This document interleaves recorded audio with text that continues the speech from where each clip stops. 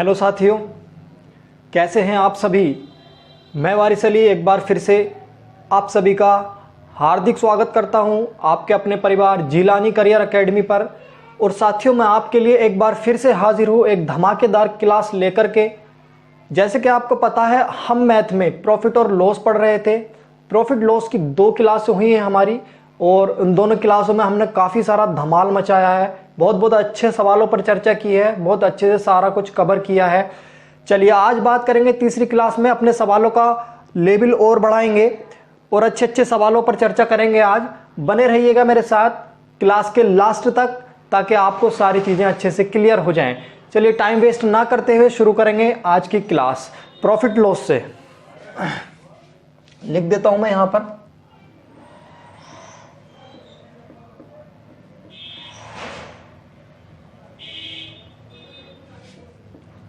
हिंदी में आपको पता ही है, लाभ और हानि। अगर आपने वो 2 क्लासें नहीं देखी हैं तो लिंक वीडियो के डिस्क्रिप्शन में दे दूंगा मैं, वहां पर जाकर देख लेना, तभी आपको सारी चीजें बिल्कुल अच्छे से क्लियर हो पाएंगी। चलिए बढ़ेंगे अगले सवाल की तरफ, देखेंगे क्या कहा गया है। पहला सवाल लेंगे आज की क्लास से। पहला सवाल है, देखिए, एक व्यक्ति ने 10% लाभ पर कुछ वस्तुओं को बेचा।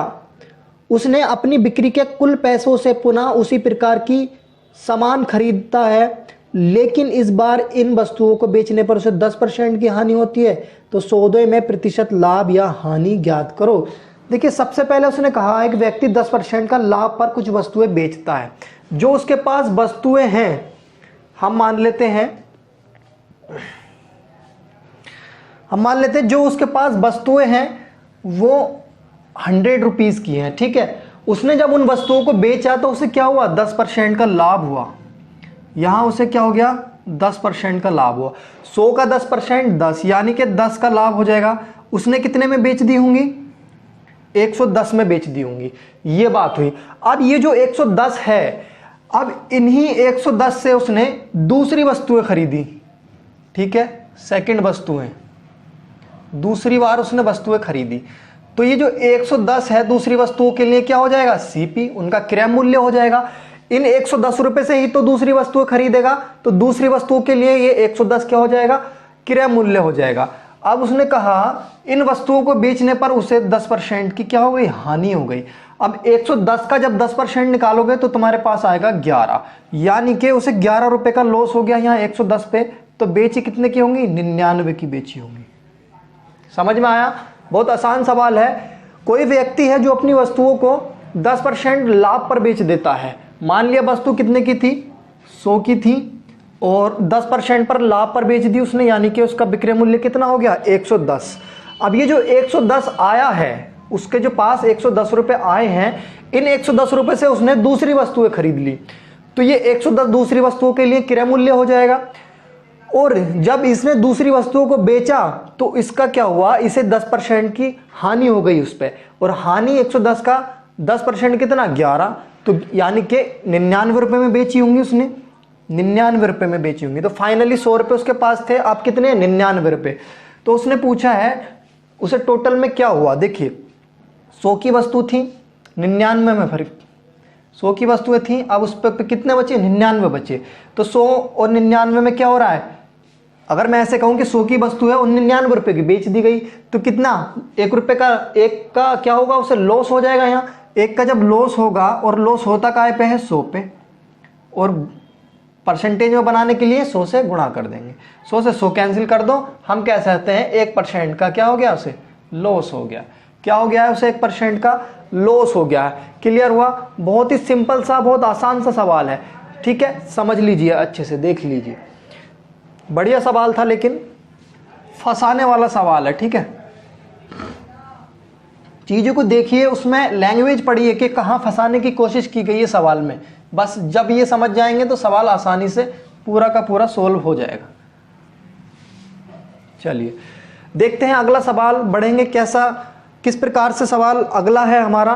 बहुत ही प्यारा सवाल है ये भी।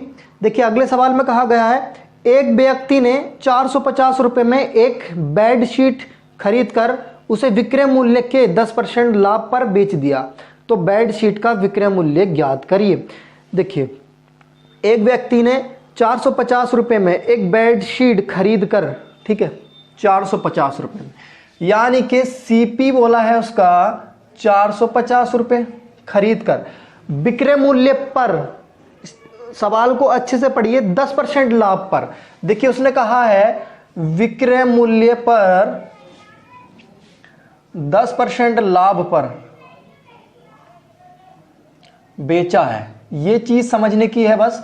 विक्रय मूल्य पर 10% लाभ पर बेचा है, इस 10% को जो फ्रैक्शन में तोड़ोगे 1/10 आएगा, ठीक है। हम क्या करते हैं, लाभ या हानि जो हमारी होती है हमेशा क्रय मूल्य पर होती है, और हम क्रय मूल्य लाभ या हानि के बटे में रखकर ही परसेंटेज में बदल देते हैं उसे।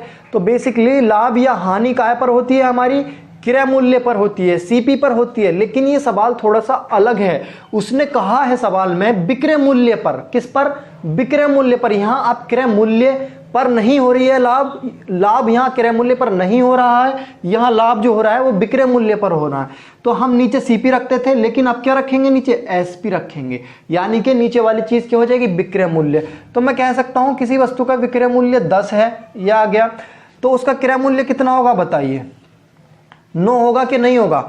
एक तो उसका प्रॉफिट है ना, एक क्या है, प्रॉफिट, समझिए बात, 10 विक्रय मूल्य है, एक प्रॉफिट है, तो विक्रय मूल्य में से प्रॉफिट घटा देंगे, क्या आ जाएगा, क्रय मूल्य आ जाएगा। यानी कि 9 की वस्तु थी और 9 पे 1 का लाभ होगा, तो कितने की बिक जाएगी, 10 की बिक जाएगी। क्लियर हुआ। उसने क्रय मूल्य हमें कितना दिया है, 450। हमने जो निकाला क्रय मूल्य 9 यूनिट निकाला है, लेकिन सवाल में जो दिया है वो 450 दिया है। तो 9 यूनिट बराबर 450 के, तो 1 यूनिट बराबर 50 के, ठीक है। सवाल में पूछा क्या गया है, बेडशीट का विक्रय मूल्य बताना है। विक्रय मूल्य क्या है, देखिए विक्रय मूल्य तुम्हारे पास 10 यूनिट है, तो यहां से 10 यूनिट की वैल्यू निकाल दो, 10 यूनिट की वैल्यू आ जाएगी 500, ये क्या हो जाएगा उसका विक्रय मूल्य, और यही तुम्हारा आंसर है, यही तुमसे पूछा है, ठीक है। तो बेडशीट का विक्रय मूल्य तुम्हारे पास 500। देखो अगर सवाल में स्पेशली कहा होगा विक्रय मूल्य पर, जैसे इसमें कहा है, तो नीचे वाली संख्या क्या होगी, विक्रय मूल्य होगी, और नहीं कहा गया होगा तो क्रय मूल्य होगी। अगर क्रय मूल्य बोला होगा तब तो क्रय मूल्य होगी ही होगी, इस चीज का ध्यान रखना है।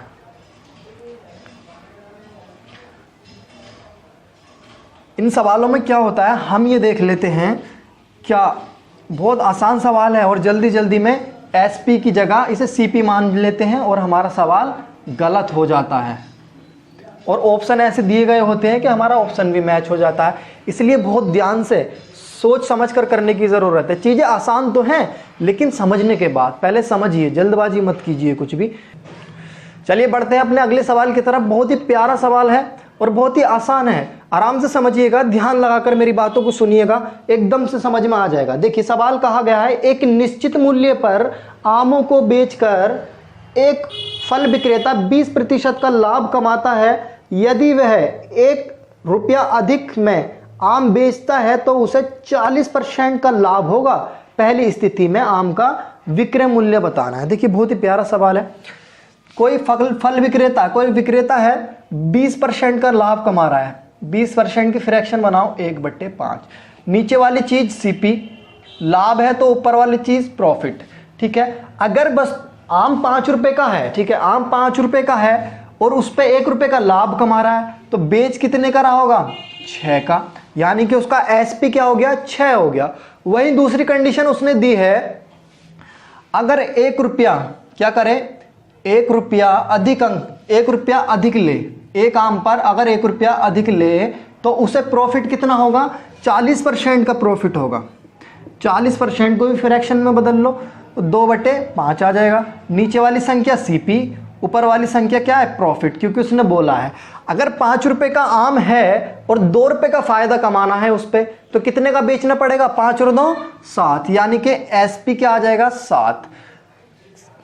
पहले एसपी कितना है उसका, 6, जब एक फिक्स रेट पर बेच रहा है। लेकिन अगर 1 रुपया और बढ़ा दिया उसने मूल्य में, तो उसका एसपी बैठ रहा है 7, ठीक है ना, ये चीज समझना। अब बताइए, पहले एसपी 6, अब एसपी 7, इन दोनों का अंतर कितना, 1 यूनिट, ठीक है ना, 1 यूनिट अंतर हुआ। ये अंतर क्यों हुआ, क्योंकि यहां पर 1 रुपया बढ़ गया है। तो मैं कह सकता हूं 1 यूनिट की वैल्यू 1 रुपये के बराबर है, ठीक है। उसने पूछा है कि पहली स्थिति में जो उसका विक्रय मूल्य है वो बताओ। तो विक्रय मूल्य कितना यूनिट है पहली स्थिति में? 6, तो 6 यूनिट बराबर 6 रुपये।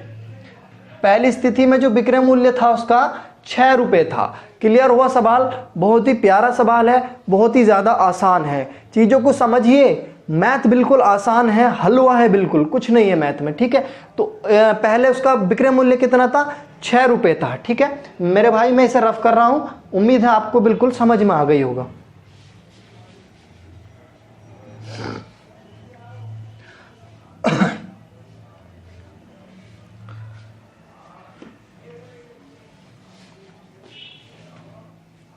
चलिए आगे बढ़ते हैं, आगे बढ़ते हैं। देखिए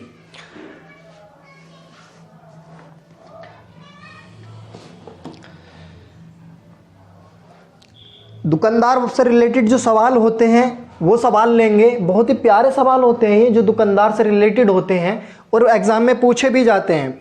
देखिए सवाल कहा गया है, गलत बाट का उपयोग करके एक दुकानदार खरीदते समय 10% का लाभ कमाता है, ठीक है, तथा बेचते समय भी 10% का लाभ कमाता है, तो उसके प्रतिशत लाभ में कितनी वृद्धि होगी? ठीक है, सवाल हमसे पूछा गया है कि उसके प्रतिशत लाभ में कितनी वृद्धि होगी, ये बताना है। ठीक है, कोई दिक्कत नहीं। देखिए खरीदते समय 10% का लाभ कमा रहा है। पहले छोटी सी बात देखिए, आप कोई चीज लेने गए हैं 100 ग्राम यानी कि 1 किलोग्राम। ठीक है, अगर आपको खरीदते समय प्रॉफिट कमाना है तो वस्तु ज्यादा लाएंगे या कम लाएंगे आप? ठीक है, अगर आप वस्तु कम ले आते हैं, 1000 ग्राम लेने गए थे, 900 ग्राम ले आए, तो आपको फायदा होगा नुकसान? नुकसान होगा। आप अगर वस्तु 1000 ग्राम से ज्यादा लाएंगे तभी आपको फायदा होगा। तो उसने यही किया है, 1000 ग्राम की जगह वो क्या ले आया? 10% ज्यादा ले आया, यानी कि 1100 ग्राम ले आया है। वो कितनी ले आया है? 1100 ग्राम ले आया है। अब जब 1100 ग्राम लेकर आया है वस्तु, तो बेचेगा भी 1100 ग्राम ही। यहां उसने कितना बचा लिया? 100 ग्राम का प्रॉफिट कमा लिया। यहां कितना?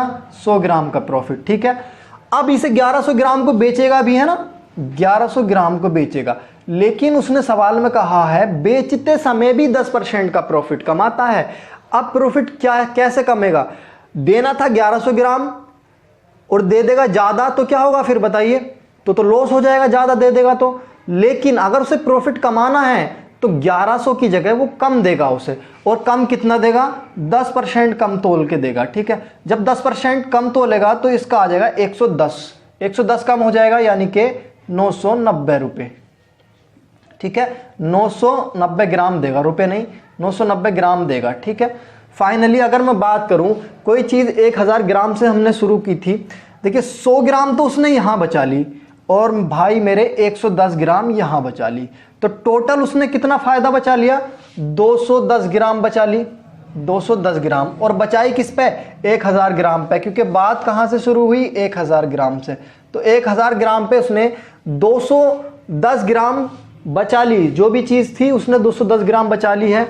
अब इसे प्रॉफिट मतलब परसेंटेज में कन्वर्ट करने के लिए 100 से गुना कर दो, 1 2 3, 1 2 3। ठीक है, ग्राम से ग्राम कैंसिल, बचा तुम्हारे पास 21%।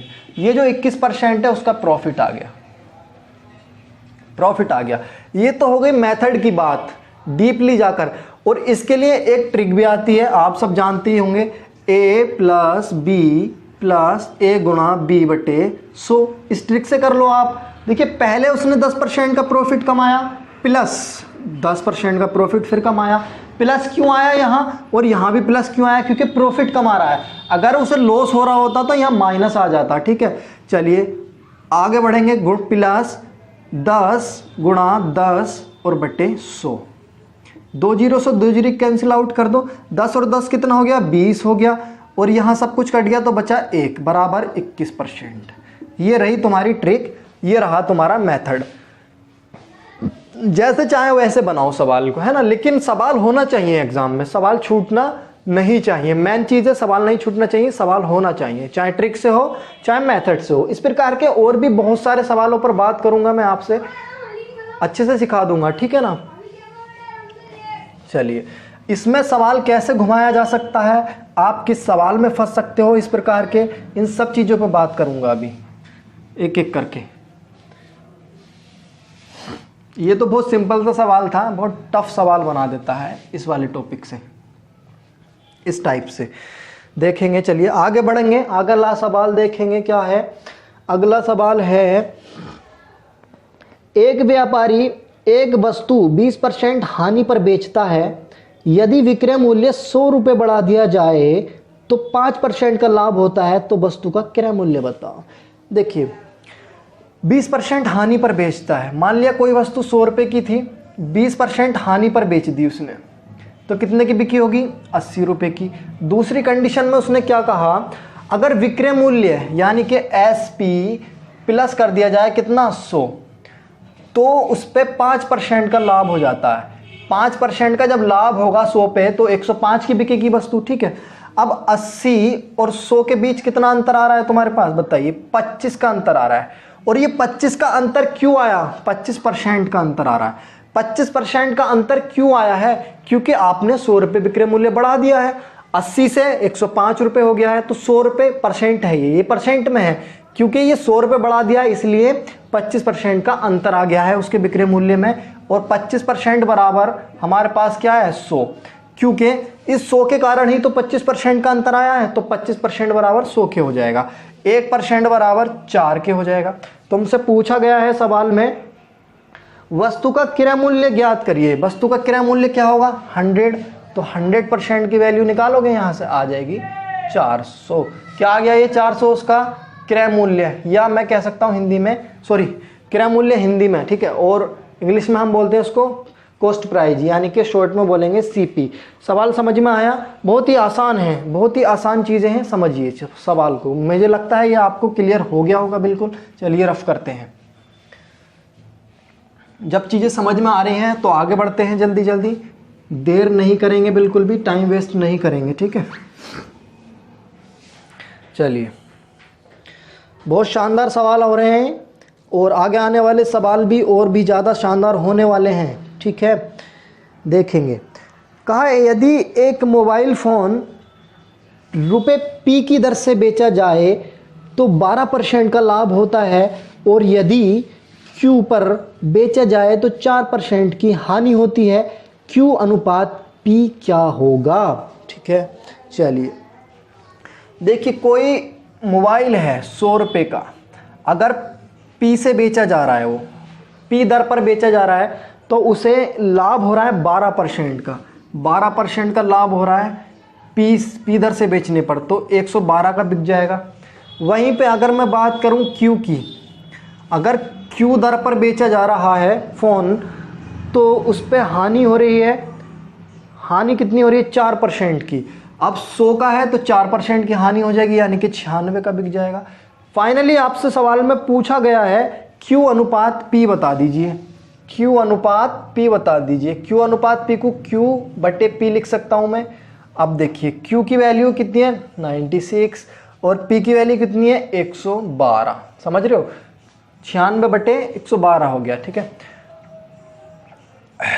4 दूनी 8, 4 चौक 16, 4 दूनी 8, 4 अट्ठे 32, ठीक है, ये हो गया। फिर से कट जाएगा, 4 छंग 24, 4 सत्ते 28, यानी कि 6/7 आ गया।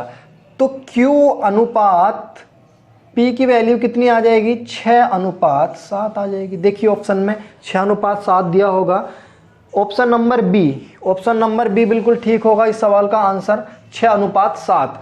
Q अनुपात P की वैल्यू आपके पास आ गई 6/7, ठीक है। आसान सवाल है, लेकिन उलझन में डाल देता है कभी कभी। आसान लग रहा होगा इस टाइम सब कुछ, लेकिन अच्छे से ध्यान से प्रैक्टिस करनी है इन सब पर। इसी प्रकार के सवाल बनते हैं प्रॉफिट लॉस से, बहुत अच्छे लेवल के।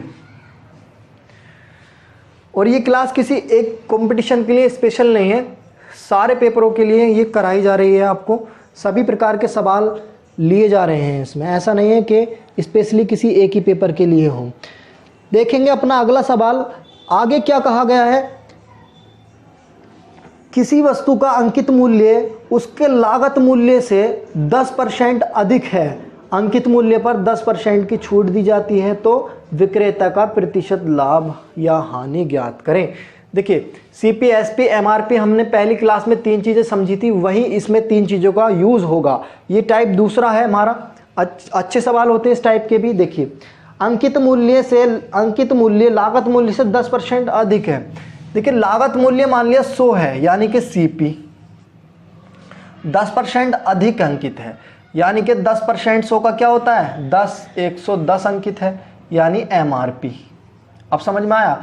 अंकित मूल्य 100 है, उससे 10% ज़्यादा अधिक है क्या अंकित मूल्य, तो अंकित मूल्य कितना हो गया 110 हो गया।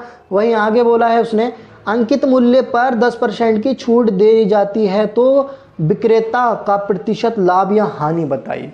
यह अंकित मूल्य है, इस पे 10% की छूट दे दी उसने।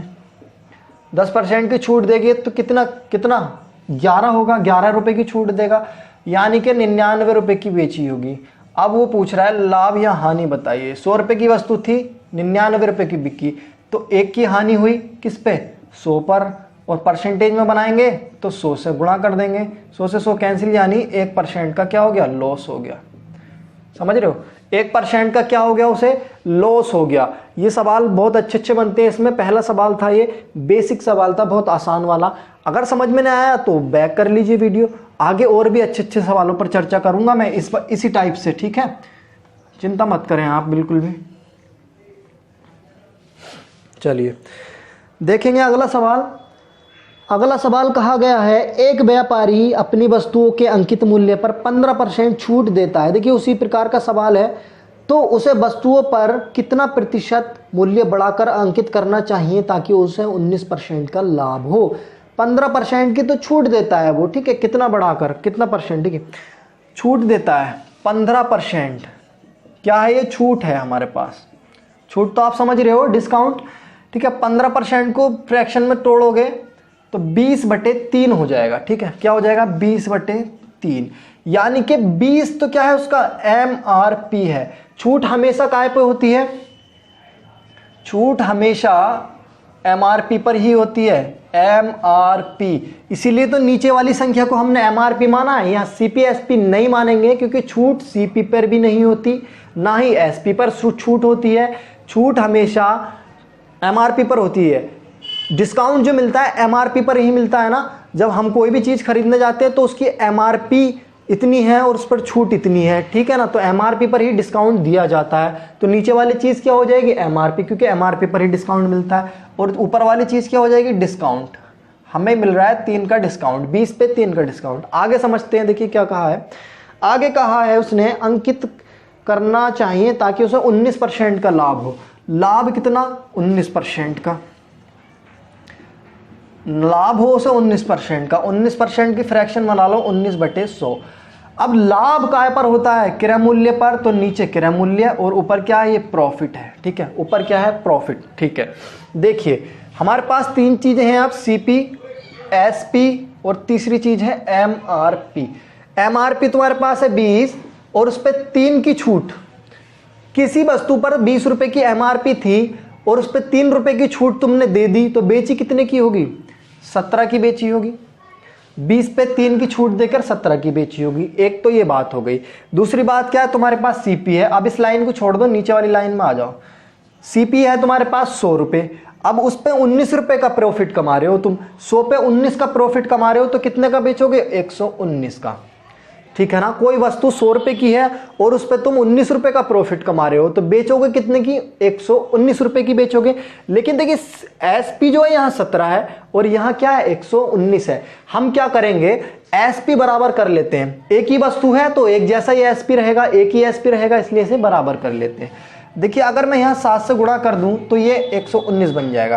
देखिए 100 ऐसे ही आ जाएगा और ये 7 से गुणा करोगे 119 आ जाएगा और 7 दूनी 14 140 आ जाएगा। यानी कि सीपी हो गया, एसपी हो गया और एमआरपी ये हो गया। ये बात क्लियर हुई या नहीं?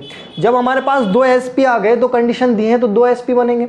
उसके बाद हम इसे इक्वल कर लेंगे। यहाँ भी 119 बन गया, यहाँ भी एक, तो हमारा एसपी कितना हो गया 119 हो गया। सवाल में जो फाइनली उसने पूछा था हमसे, सवाल में पूछा था,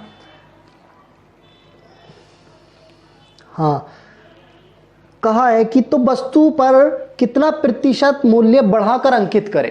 देखिए 100 रुपए की वस्तु है और 140 रुपए अंकित हैं उस पर, 100 रुपए की वस्तु 40 रुपए अंकित, 140 रुपए अंकित है, तो कितना बढ़ा पैसा, 40 रुपए बढ़ाकर अंकित करने पड़ रहे हैं हमें। यहाँ कितने बढ़ाने पड़ रहे हैं, 40 रुपए, और 40 बढ़ाने काय पे पड़ रहे हैं हमें, 100 रुपए पे।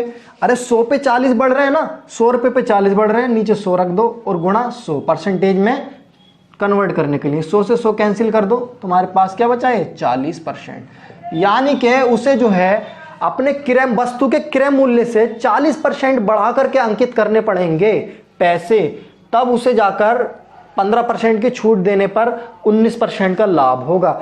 अगर वो अपने वस्तु के क्रय मूल्य से 40% अधिक अंकित करता है तो 15% की छूट देने पर 19% का प्रॉफिट हो जाएगा। चलिए, अच्छा सवाल था, और देखेंगे इस प्रकार के सवाल ही, समझते रहिए अच्छे से।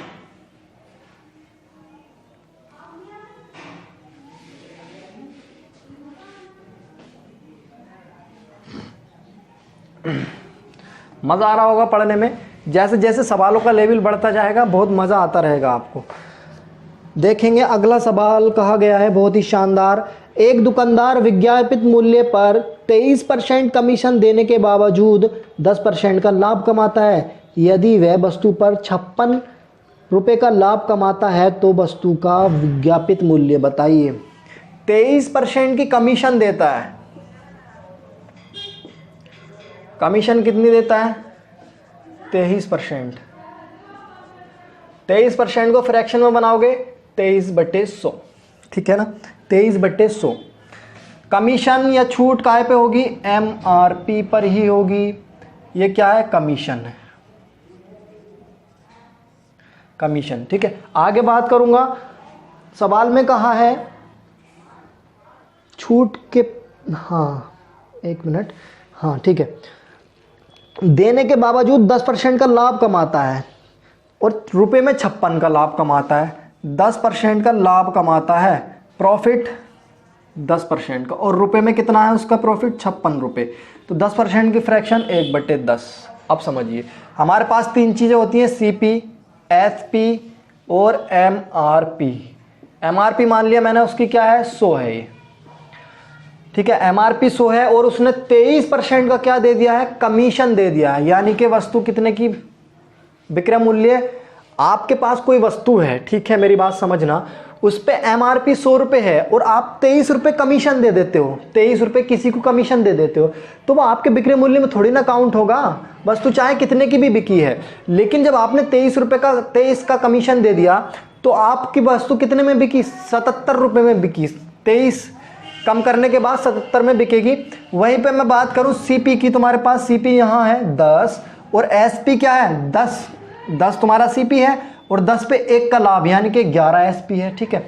अब देखिए यहाँ SP 77 और यहाँ SP 11, इसे इक्वल करेंगे कैसे, यहाँ 7 से गुणा कर देंगे, 7 से गुणा कर देंगे, 10 सत्ते 70 और 11 सत्ते 77 और MRP 100। CP आ गया 70, SP 77 और MRP 100। ये चीज़ समझ गए आप, बिल्कुल समझ जाना चाहिए आपको। और उसने कहा कि उसे लाभ होता है कितने का, 56 रुपये का। रुपए में कितना लाभ हो रहा है, 56 में, और हमने जो निकाला है कितना लाभ निकाला है, उसका प्रॉफिट 7 निकाला है। हमने क्या निकाला है, प्रॉफिट 7। देखिए 70 रुपये की वस्तु थी और हमारे हिसाब से उसने 77 की बेच दी, तो 70 की वस्तु 77 की बेचेगा तो 7 का लाभ होगा। लेकिन सवाल में क्या दिया है, 56 दिया है, तो हम क्या करेंगे, ये 7 यूनिट बराबर 56 रख देंगे, क्योंकि ये भी लाभ है और वो भी लाभ है, वो हमारे हिसाब से लाभ आया है, ये सवाल के हिसाब से। तो 1 यूनिट बराबर 7 अट्ठे 56 हो गया तुम्हारे पास। 1 यूनिट की वैल्यू 8 आ गई, तो वस्तु का विज्ञापित मूल्य बताना है, यानी कि MRP था कितना और है कितना, 100 ही है, ठीक है। MRP कितना है, 100 है, तो 100 यूनिट की वैल्यू तुम यहाँ से निकाल सकते हो ना, कितनी हो जाएगी, 800 रुपये। क्या है ये इसकी, MRP, विज्ञापित मूल्य यानी MRP कितनी आ गई उसकी, 800 रुपये। ऑप्शन नंबर डी बिल्कुल करेक्ट आंसर है आपका। सवाल बिल्कुल क्लियर हो जाना चाहिए मेरे भाई, कोई बड़ी बात नहीं है इसमें, जो करते आए हैं वो ही किया है, अच्छे से समझो। चलिए